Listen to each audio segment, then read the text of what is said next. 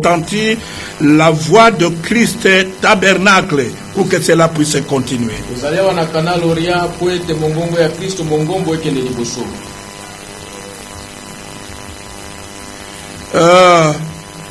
Mes chers bien-aimés, la Bible dit il ne faut pas condamner quelqu'un sans l'avoir écouté.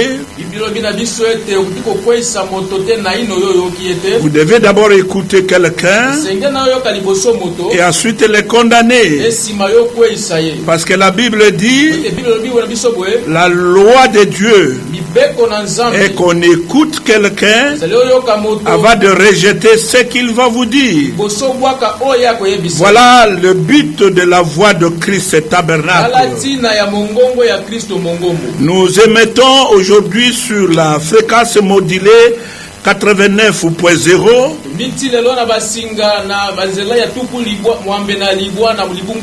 du canal Orient. À la technique et à la régie, nous avons notre bien-aimé frère Alain Amissa.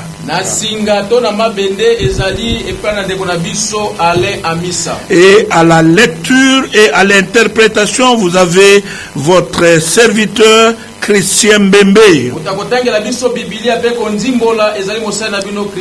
Et au micro, vous avez votre humble serviteur, le révérend pasteur Osomba Olao Djema Samuel, Marc 16 en action.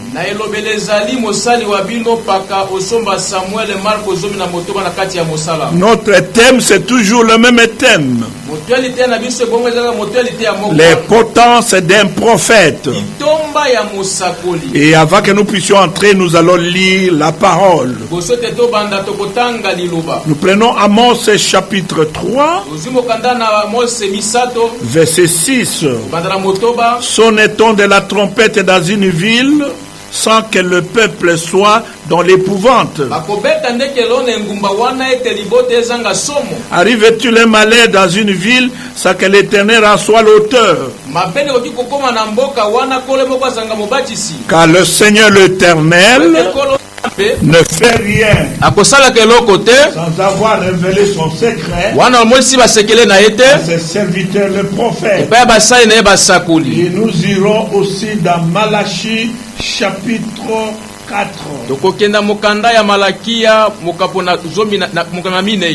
Malachie chapitre 4. Et nous allons commencer le premier verset.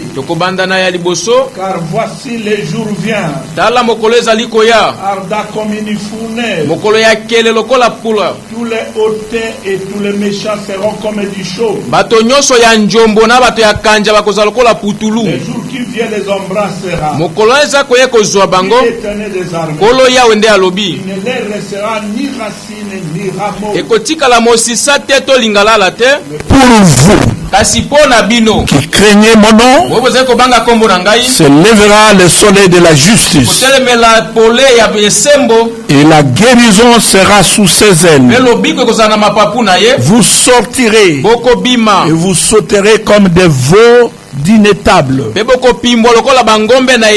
vous foulerez le méchant, car ils seront comme de la cendre sous la plate de vos pieds. Au jour que je prépare, dit l'Éternel des armées. Nous sommes au 4e verset.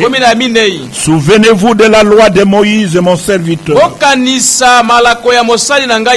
auquel j'ai prescrit en Horeb pour tout Israël de préceptes et des ordonnances.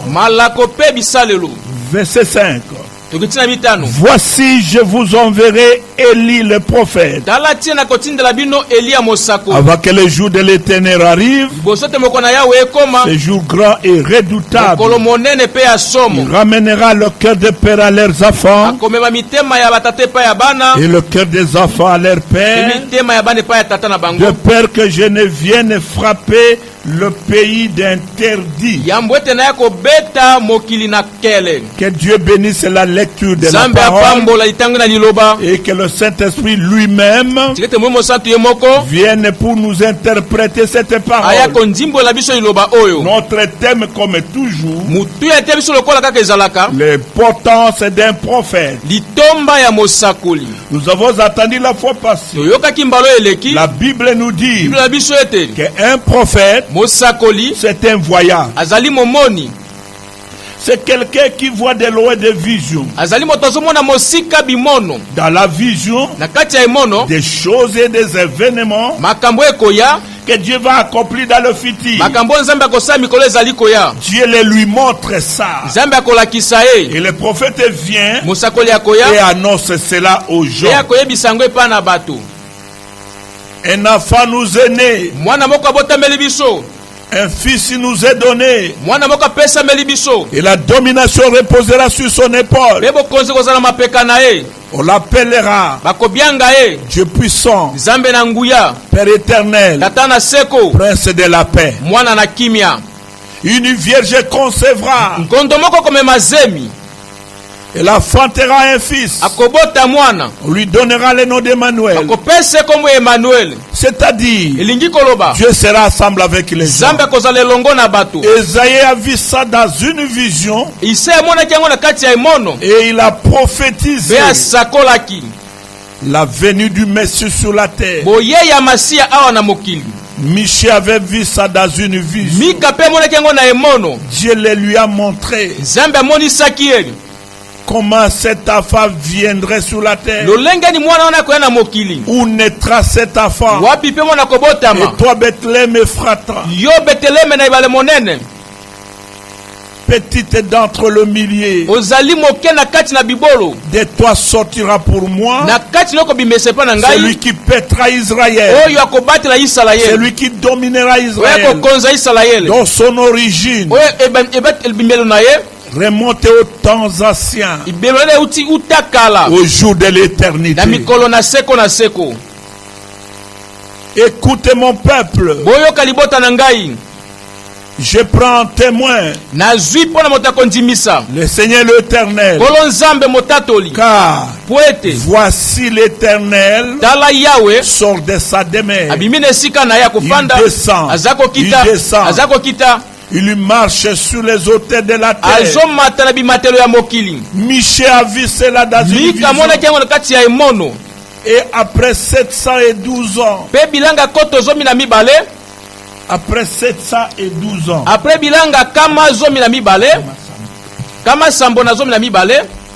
cet enfant est venu naître conformément à la prophétie de Michel à Bethléem Ephrata, conformément à la vision. Là, les gens, nous avons compris que ce qu'Esaïe a vu, ce que Michel a vu, c'était des vrais prophètes. Parce que la Bible dit qu'un prophète prophétise quelque chose. Et lorsque cela arrive, nous reconnaîtrons que c'est un prophète venant de la part de Dieu. Si cela n'arrive pas, ne le craignez pas. C'est un faux prophète. Un prophète, c'est un voyant. Il y voit des choses qui vont venir. Il voit la coupe de la colère de Dieu venir très loin. Et il annonce aux gens. Et lorsque cela va s'accomplir, c'est cela l'identification d'un véritable prophète. Parce qu'il y a des faux prophètes, il y a aussi des vrais prophètes. S'il y a des faux dollars, on doit avoir aussi des vrais dollars. Mais le problème aujourd'hui, c'est de différencier qui est le vrai prophète, qui est le faux prophète. Parce que nous avons entendu la fois passée La Bible nous a identifié le faux prophète et le vrai prophète. Demandons à la Bible. C'est la Bible qui a la réponse. Ézéchiel. Suivez Ézéchiel. Landa malamu mosakoli Ézéchiel 13. Commençons par le premier verset. La parole de l'Éternel me fit adresser à Fils de l'homme, prophétise contre les faux prophètes d'Israël qui prophétisent. Et dit à ceux qui prophétisent selon leur propre cœur. Écoutez la parole de l'Éternel. Ainsi parle le Seigneur l'Éternel. Malheur aux faux prophètes. Malheur aux prophètes insensés qui suivent leur propre esprit et qui ne voient rien. Un prophète, c'est un voyant. Avant de prophétiser, il doit voir dans la vision. Mais ces prophètes ici n'ont pas de vision de la part de Dieu. Ils prophétisent selon leur propre esprit. Tels sont des renards au milieu des ruines. Ce sont des renards au milieu des ruines. Telle sorte de prophète ou Israël. Verset 6. Leurs visions sont vaines et leurs oracles sont menteurs. Ils disent, l'Éternel a dit, et l'Éternel ne les a point envoyés. Il faut espérer que leur parole s'accomplira. Les visions que vous avez ne sont-elles pas vaines? Vous faux prophètes. Et les oracles que vous prononcez ne sont-elles pas des mensonges? Vous dites, l'Éternel a dit, et moi je ne peux parler, dit l'Éternel. C'est pourquoi ainsi parle le Seigneur, l'Éternel. Parce que vous dites des choses vaines et que vos visions sont des mensonges. Voici j'en vais en vous, dit l'Éternel. Mais sera contre les faux prophètes dont les visions sont vaines et les oracles sont menteurs. Ils ne feront point partie de l'assemblée de mon peuple. Ils ne seront pas inscrits dans le livre de la maison d'Israël. Ils n'entreront pas dans le pays d'Israël. Et vous saurez que je suis le Seigneur l'Éternel. Verset 10. Ces choses arriveront parce qu'ils égarent mon peuple en disant, paix. Il n'y a point la paix. Et mon peuple bâtit une muraille et la couvre de la plâtre. Dites à ceux qui la couvrent de plâtre, et cette muraille s'écroulera. Une pluie violente surviendra. Et vous, pierres de grêle, vous tomberez. Et la tapette éclatera. Contre les faux prophètes, contre les prophètes qui prophétisent du mensonge, aujourd'hui nous avons une pluie de faux prophètes. Nous avons des successions de faux prophètes.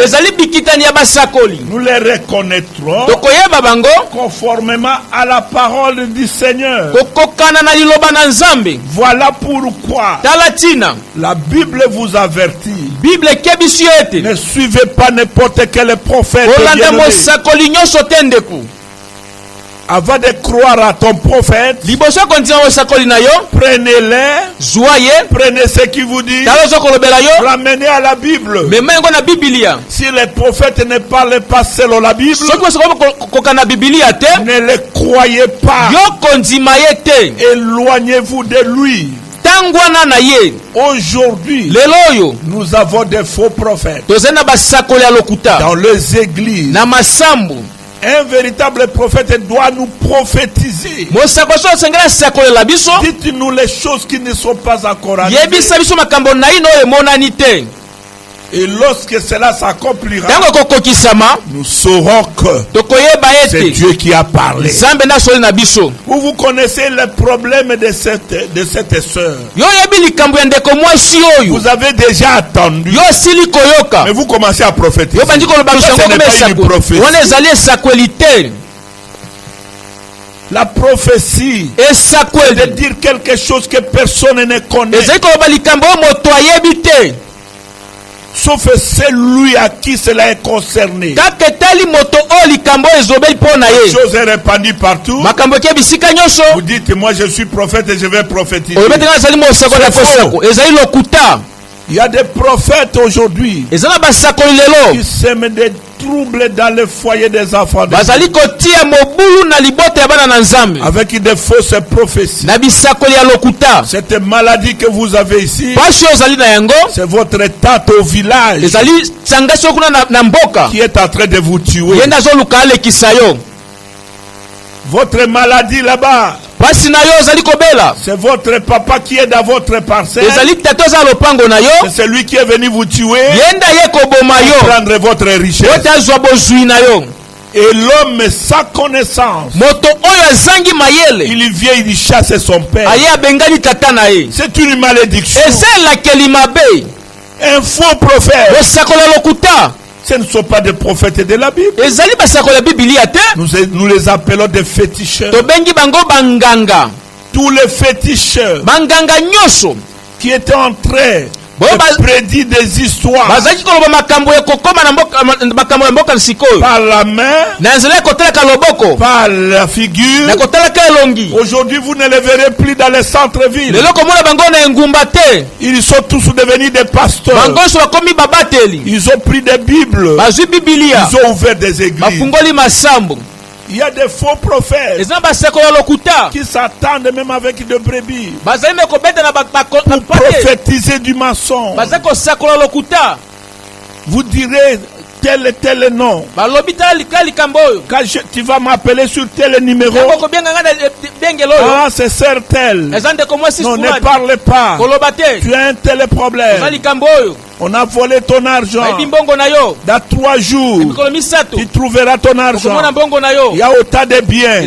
Ah, merci prophète. Merci prophète. C'est une fausseté, un complot pour chercher des brebis. Non, ce sont des faux prophètes. Un prophète qui sème la division, les troubles dans les foyers, c'est un faux prophète. Si vous êtes serviteur de Dieu et qu'une brebis est malade ou il est bloqué, au lieu d'aller semer les troubles, priez pour cette brebis. Si vous avez la puissance, délivrez-le. Aujourd'hui, nous parlons contre les faux prophètes. La Bible dit, ils disent que Dieu nous a parlé alors que Dieu ne leur a jamais parlé. Ils disent que nous avons des visions alors que leurs visions sont vaines. Ils disent que nous faisons des miracles plus les autres, alors que leurs miracles sont des mensonges. Un véritable serviteur de Dieu ne peut pas se tenir du haut de sa chaise devant son église pour injurier les autres pasteurs. Ça, c'est chercher à séduire le brebis. Prêchez la parole. S'il y a des problèmes cachés dans le cœur des enfants de Dieu, prophétise qu'ils y reconnaissent ce que tu dis est la vérité.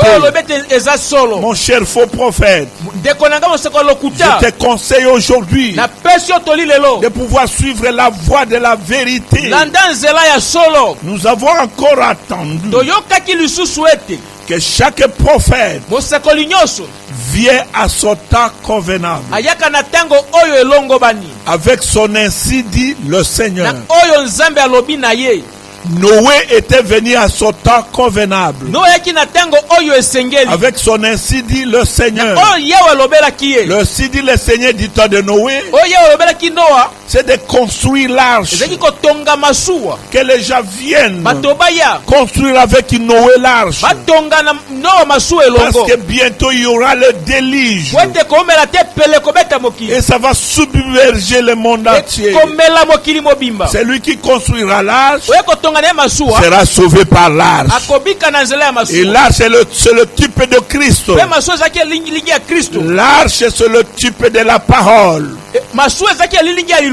L'arche c'est Christ lui-même. Si vous croyez en Jésus-Christ de tout votre cœur et que vous laissez les choses du monde loin de vous, vous serez sauvés par Christ lui-même. Noé était venu avec son ainsi dit le Seigneur à son temps convenable. Moïse était venu avec son ainsi dit le Seigneur à son temps convenable. C'est de libérer le peuple d'Israël qui était en esclavage en Égypte, de les faire sortir de l'esclavage, de les faire traverser la mer Rouge, de les faire traverser le désert, de les faire traverser le Jourdain pour qu'ils entrent en Canaan. Les trois étapes de la grâce. La justification, c'est la mer Rouge. La sanctification, c'est le désert. Le baptême du Saint-Esprit, qui est la mort, c'est la typifie le Jourdain. Chaque prophète vient à son temps convenable avec son ainsi dit le Seigneur. Voilà pourquoi le prophète venait. Ainsi dit le Seigneur. Ainsi dit le Seigneur. Mais quand Jésus-Christ lui-même est venu, il n'a jamais dit ainsi dit le Seigneur. Non. Quand Jésus-Christ est venu, il a dit en vérité, je vous le dis. Jésus était Dieu prophète. Nous lisons dans Essayer de rendre un service à Dieu sans que cela soit sa volonté.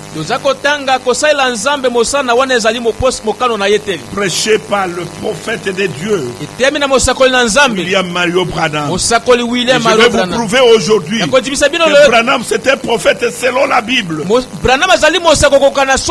qui lui parlait, c'est selon la Bible. Et je vais vous donner même les visions que Dieu lui a donné, qui sont en train de s'accomplir aujourd'hui. Or, chacun sait que il est dit dans Amos 3:7 que Dieu a promis qu'il ne ferait rien sans l'avoir d'abord révélé à ses serviteurs, le prophète. C'est ce que nous avons lu dans Amos 3:7. C'est ce que le prophète nous répète ici. Il dit tout au long des âges de l'église, on a eu des réformateurs. Mais il était promis par Malachi 4. Il doit y avoir un prophète dans le pays dans le dernier jour. Car il faut que ça corresponde au modèle de la Bible. Avant que le temps de la fin arrive, nous sommes toujours là dans essayer de rendre service à Dieu sans que cela soit sa volonté. Paragraphe 160. Dieu a donc promis dans la Bible qu'il ferait d'une certaine manière. Ce qui est contraire à cela, il ne le fera pas. Mais c'est d'après sa manière originale, selon ce qu'il a dit dans Amos 3:7, qu'il le fera. Et cela doit être confirmé et prouvé comme étant vrai. Mettez maintenant, vous savez ce qu'il a promis pour aujourd'hui? Eh bien, c'est ce qu'il est en train de faire. C'est ce qu'il a dit qu'il le ferait. Qu'il ouvrirait le 7 sceaux. Et tout ce qu'il ferait. Qu'il lui révélerait le mystère qui était caché dans la Bible. Montra comment le baptême a été embrouillé. Au lieu de baptiser au nom de Jésus-Christ, nous avons eu beaucoup de faux baptêmes. Le baptême sous le drapeau. Le baptême avec l'aspersion d'eau sur la tête. Non. Le baptême vient du mot grec. Baptizo. Cela veut dire immerger quelqu'un dans l'eau. En invoquant le nom de Jésus-Christ. Tout ça a été embrouillé. Et c'est ici dans sa présence même. La science l'a prouvé. Les cieux l'ont déclaré. Des hommes ont regardé cela et ils ont vu cela arriver. Il n'y a pas une chose qui a été annoncée et qui n'est pas confirmée. Il n'y a pas une chose qui a été annoncée par ce prophète du dernier jour et qui n'ait pas été confirmée. Tout a été confirmé comme cela a été annoncé. C'est pourquoi prochainement je vais vous donner les 7 visions du prophète William et Mario Branham. Je pense que vous y êtes simplement afin que vous voyez où nous en sommes aujourd'hui. Jésus-Christ était le Dieu qui envoyait des prophètes. C'est lui qui a envoyé Jérémie. C'est lui qui a envoyé Moïse. C'est lui qui a envoyé Josué. C'est lui qui a envoyé Esaïe. C'est lui qui a envoyé Michée. C'est lui qui a envoyé Malachi. C'est lui qui a envoyé Jean-Baptiste. Et quand tu les envoyais, chaque prophète venait avec son ainsi dit le Seigneur, avec le message de son jour. Le message de Noé, c'était pour construire l'arche. Le message de Moïse, ce n'était pas construire l'arche. C'était pour faire sortir le peuple de l'esclavage. Le message de Jean-Baptiste, c'est pour annoncer la venue du Messie. La première venue du Messie. Voilà pourquoi Jésus-Christ, lui le Dieu des prophètes, il n'a jamais dit ainsi dit le Seigneur. Nous avons encore parlé que ni Jésus ni Jean-Baptiste n'étaient pas les derniers prophètes de la Bible. Non. La Bible nous éclaire bien. Tous les prophètes et la loi ont prophétisé jusqu'à Jean. C'est-à-dire Jean était le dernier prophète des prophètes de l'Ancien Testament. Le prophète qui prophétisait sous la loi, ces prophètes qui prophétisaient sous la loi, les prophètes de l'Ancien Testament que Jésus a envoyé, le dernier, c'était Jean-Baptiste. La Bible dit, si vous voulez les comprendre, si vous voulez les comprendre, Jean-Baptiste, c'est lui l'Élie qui devrait venir. Il est la voix de celui qui était venu. Il a été identifié dans Ésaïe 40. La voix de celui qui crie dans les déserts. Préparez le chemin. Planissez le sentier. C'était Jean-Baptiste. Son ministère a été identifié dans Ésaïe 40. Et Jésus a dit, avant qu'il vienne pour la première fois, il devrait envoyer un messager. C'est comme nous savons tous, mes bien-aimés, qu'un chef, un roi, avant d'aller dans une contrée quelque part, il ne peut pas aller brusquement. La première chose, les premiers hommes qui arrivent là, c'est sa délégation. C'est la délégation qui doit arriver le premier dans les lieux où les rois ou le président doit venir pour préparer son arrivée, pour préparer son chemin, le naturel et le type du spirituel. Si les rois de ce monde font de telles choses, à combien plus forte raison les rois des rois, le Seigneur Jésus-Christ, avant qu'il vienne pour la première fois, il devrait envoyer un délégué. Malachie chapitre 3. Malachie chapitre 3.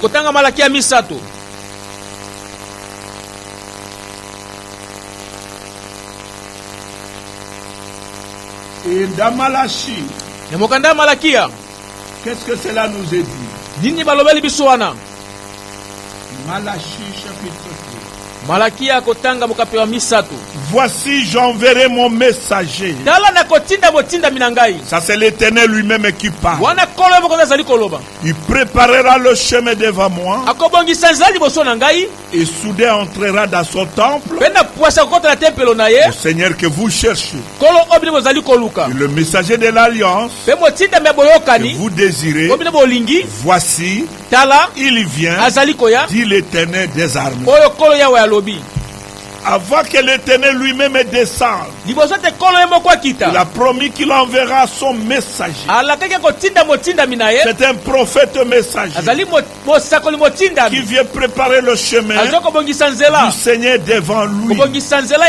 Et après qu'il ait préparé le chemin, soudain entrera dans son temple le Seigneur que vous cherchez. Et les pharisiens ne comprenaient pas ce temple. Ils pensaient qu'ils viendront entrer dans le temple de Caïphe. Ce n'est pas un temple construit avec des briques, non. Le temple qu'il entrera ici, c'est son propre corps. Et cela a été accompli là, le jour de son baptême, dans la rivière du Jourdain.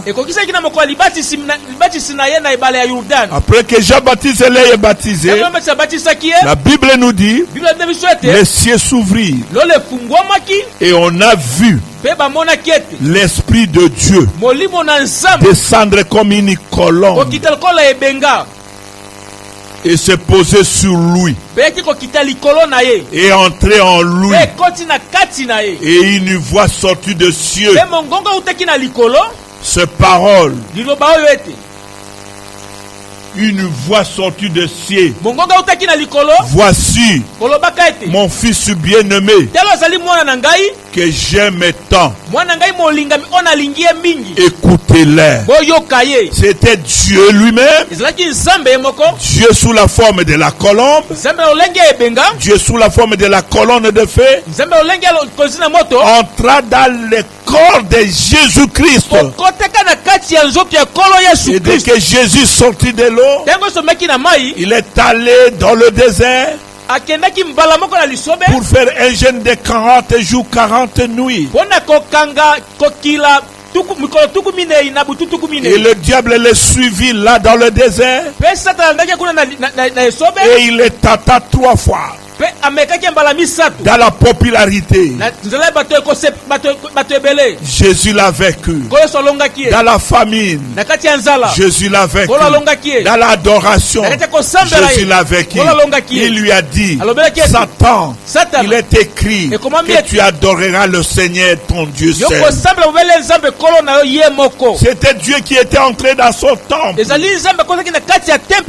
Jean-Baptiste était le prophète de Malachie 3. Si vous voulez les comprendre, c'est lui l'Élie qui devrait venir pour préparer le chemin du Seigneur. C'était Jean-Baptiste. C'était pour sa première venue. Et Jean-Baptiste l'a présenté devant l'église juive. Voici l'agneau de Dieu qui ôte le péché du monde. Et quand Jean l'a présenté, la mission de Jean-Baptiste a pris fin. Le travail de Jean-Baptiste a pris fin. Son ministère a pris fin. Et les brebis de Jean-Baptiste ont suivi le Messie. Ah, et Jésus avait promis que je vous enverrai des prophètes. Vous allez lire ça dans votre Bible. Matthieu 23, 33. Voici, je vous enverrai des prophètes, des scribes, des sages.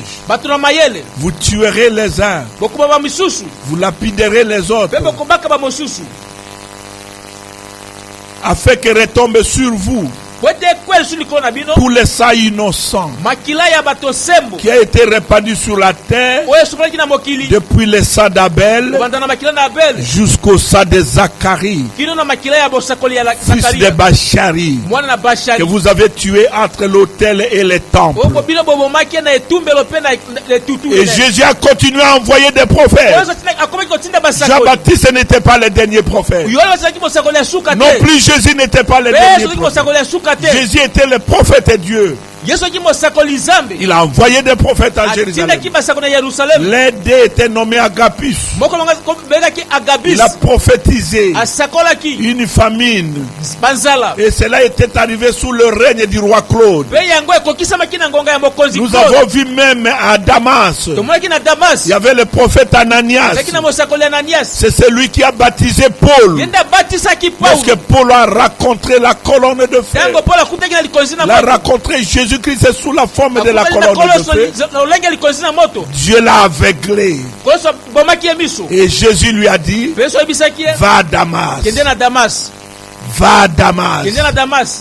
J'ai envoyé quelqu'un qui viendra te secourir. Et là à Damas, il y avait un prophète nommé Ananias. Et Ananias est allé rencontrer Paul. Il lui a montré la parole de l'Éternel. C'est celui qui a baptisé Paul. Oh. Après Jésus, il y a eu des prophètes. Et après Paul lui-même était devenu le prophète et messager de l'âge de fer. Il a amené l'évangile chez nous les nations. Et tout au long des âges, il y a eu des réformateurs. Il y a eu des réformateurs. Quelqu'un m'a demandé, pasteur, donnez-moi les noms de votre prophète dans la Bible. Je dis non. La Bible n'a jamais donné les noms avant que ce prophète arrive. Je lui dis, prenez Ésaïe 40. La Bible dit, le prophète qui viendra préparer le chemin pour le Messie, son ministère, c'est la voix de celui qui crie dans le désert. C'est lorsque Jean-Baptiste est né qu'on a donné les noms. Mais comment nous l'avons reconnu que c'est lui? C'est conformément à l'exercice de son ministère. Alors nous voyons, c'est celui qui a été envoyé, la voix de celui qui crie dans le désert. Jean-Baptiste a quitté la maison de ses parents à l'âge de 9 ans. Il est allé dans le désert et là il a commencé à crier Préparez le chemin du Seigneur, aplanissez les sentiers.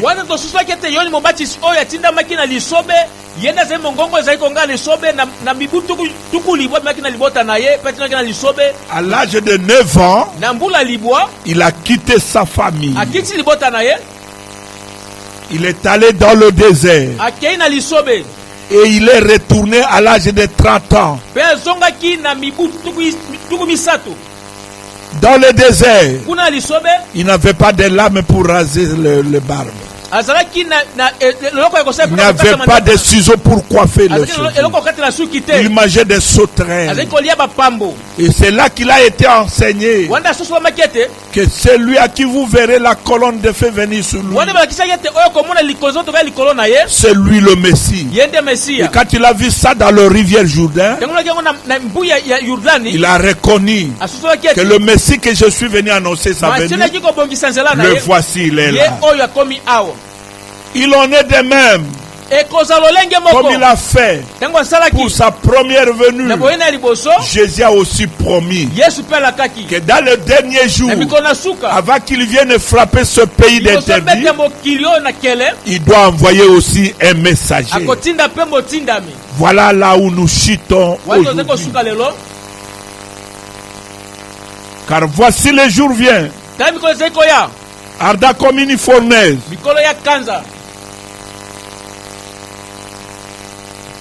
Tous les hautains, tous les méchants seront comme du chaume. Les jours qui viennent les embrassera. Dit l'Éternel des armées. Il ne les laissera ni racines ni rameaux. Ce passage parle de la destruction de ce monde. Quand Dieu viendra mettre fin à ce système du péché, il dit ces jours-là, les méchants seront comme du chaume. Il va les brûler. Mais pour vous qui craignez mon nom, pour vous qui craignez le nom de l'Éternel, s'élèvera pour vous le soleil de la justice. Et la guérison sera sous ses ailes. Oh, gloire à Dieu. Vous sortirez, vous sauterez comme le veau d'une étable. Ils ne seront pas comme du chaume. Vous foulerez le méchant au pied. Gloire à Dieu.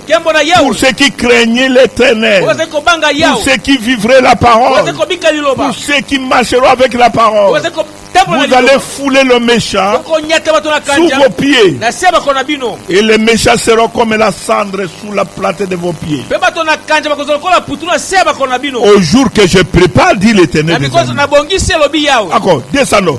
Souvenez-vous de la loi de Moïse, mon serviteur, auquel j'ai prescrit en Horeb pour tout Israël, des préceptes et des ordonnances. Voici, je vous enverrai Élie le prophète. Avant que le jour de l'Éternel arrive, ce jour gras et redoutable.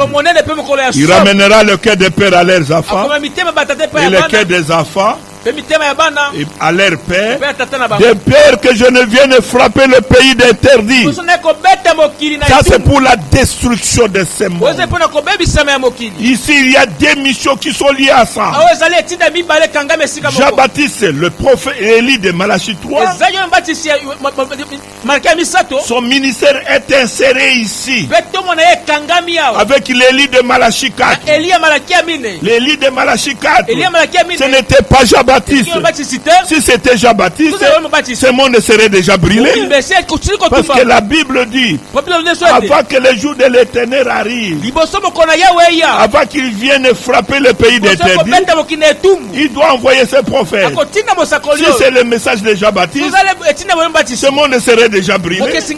Non, après Jean-Baptiste, il y a un autre ministère qui est inséré ici. Je vais vous dire que ce ministère est identifié dans Malachie chapitre 4. Et je vais vous dire avec une précision que le prophète de Malachie 4, c'est William et Mario Branham. Je vais vous le montrer. Je vais vous prouver ces prédications, ces visions conformément à la Bible.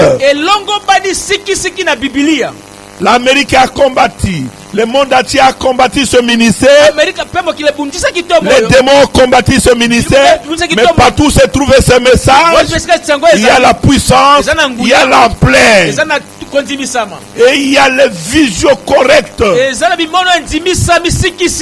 Bien que dans la vérité, le diable ne manque pas. Mais ceux qui restent avec la vérité marcheront avec la vérité. Nous ne croyons pas que Branham soit le Dieu adorable. Non, Branham c'est un serviteur de Dieu. Nous ne pouvons pas adorer Branham. Adorer Branham, c'est aller en enfer. Le seul Dieu que nous adorons, c'est le Seigneur Jésus-Christ. Jésus-Christ, c'est le Dieu de Branham. Branham lui-même, il a dit vendre sa maison. Il a dit laisser le ministère pour les gens qui l'ont pris pour Jésus-Christ. Un véritable prophète ne peut pas se laisser être adoré. Voilà pourquoi nous reconnaissons que William et Mario Branham, c'est un véritable prophète. Pas comme le prophète de nos églises qui embrouillent aujourd'hui les enfants de Dieu. C'est un prophète majeur qui est venu avec le signe du Seigneur. Et prochainement, je vais vous donner ces visions. Même ce qui est arrivé en Amérique, même tout ce qui est arrivé à World Street Center, je vais vous donner la date que cet homme a prophétisé et la date que cela est accompli. Que le Seigneur vous bénisse. Tous ceux qui ont entendu cette voix, tous ceux qui ont crié à cette voix, que le Seigneur l'Éternel ne fait rien sur la terre. Il faut qu'il y révèle son secret. Premièrement, à ce serviteur le prophète. Et nous devons reconnaître qui sont les vrais prophètes, qui sont les faux prophètes. Pour tout celui qui a un problème, tout celui qui a un dossier, tout celui qui est malade, je vais faire une prière en tant que Marc 16 en action. Je sais que Dieu va vous toucher là où vous êtes. C'est la voix de Christ tabernacle qui retentit pour que vous puissiez savoir la différence entre la vraie voix et la fausse voix, pour que vous puissiez faire la différence entre le vrai prophète et le faux prophète, pour que vous puissiez faire la différence entre le vrai prédicateur et le faux prédicateur. Le véritable prédicateur ramènera les gens toujours à la Bible. S'il ne parle pas selon la Bible, nous allons les lapider de pierre. Mais s'il parle conformément à la Bible, nous lèverons nos mains à l'air et nous dirons merci Seigneur. Tu es notre Père Céleste. Je viens pour la première émission dans cette chaîne de Canal Orient. Bénis cette chaîne Seigneur. Bénis cette parole qui vient d'être prêchée. Tous ceux qui l'ont entendu et qui ont cru, même s'ils ont des cancers, même s'ils ont des sida, toutes sortes de maladies, je demande que la puissance de la vie puisse le saisir et le rétablir, le guérir au nom de Jésus-Christ. Tout celui qui a un problème dans sa maison, je crois que la parole de Dieu, c'est la seule solution. Nous demandons la solution. Nous demandons la réponse à leurs questions. C'est toi Jésus-Christ qui est notre réponse. Saisis le cœur des gens pour qu'ils ne puissent pas mourir. La Bible dit, mon peuple meurt. Dieu a dit, mon peuple meurt parce qu'il manque de connaissances. Donnez-nous la connaissance de la parole pour que nous puissions évoluer et prochainement montrer aux gens ce que la Bible dit. Je demande cette grâce, cette bénédiction dans chaque maison des enfants de Dieu. Ceux qui ont mis cette parole, qu'ils soient bénis par la bénédiction de Prototokia. Tous ceux qui ont des problèmes dans leur famille, qu'ils reçoivent la solution bénédiction. Au nom qui ne connaît pas d'échec. Le nom de notre Seigneur et Sauveur Jésus-Christ. Nous disons Amen. Amen. Que le Seigneur vous bénisse. Rendez-vous pour le jeudi prochain.